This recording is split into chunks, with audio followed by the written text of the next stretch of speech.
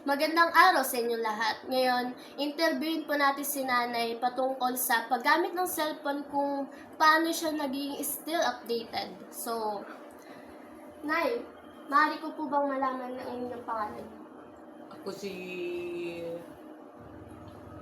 Evelyn Lacambra, 73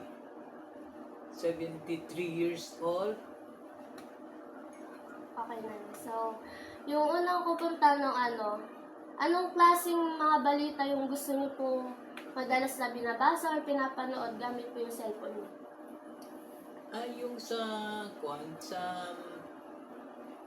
palagi akong nag-i-search sa GMA. GMA yung Mga unang sikat po hirit, talaga na mga unang hirit, ganyan. Para malaman ko lahat ang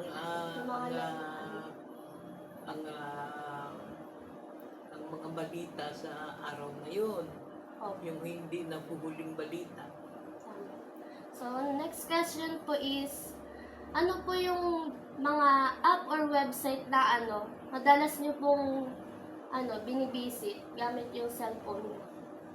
Website? Opo, yung mga gaya ng GMA, ABS-CBN, yung mga ganyan po.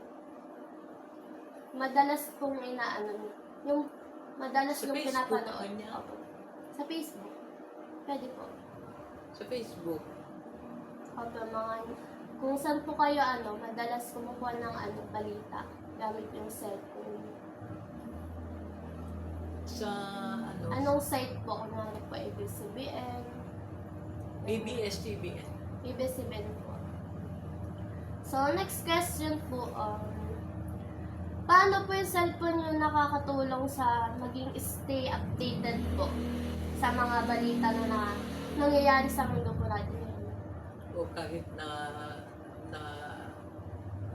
bagong gising ako, titignan ko lang yung cellphone ko, malalaman ko na kung anong nangyayari sa buong mundo.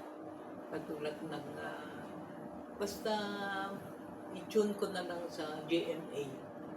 Sa GMA, malalaman ko na lahat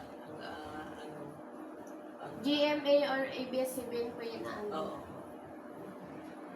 So, next question po is,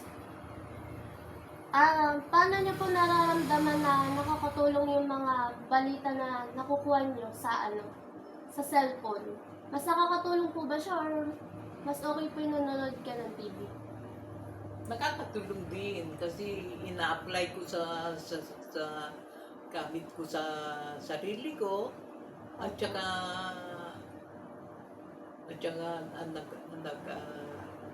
inaano ko sa meron na akong mga daan kung saka tayo mag-ingat o mag-ingat ka tayo o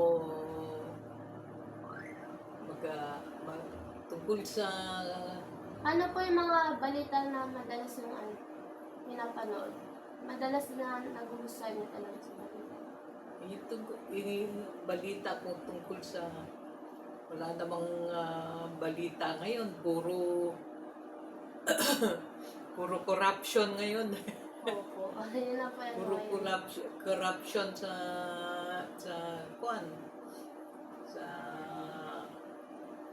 gobyerno at saka sa wala nang ibang mapuntahan ngayon kundi corruption eh.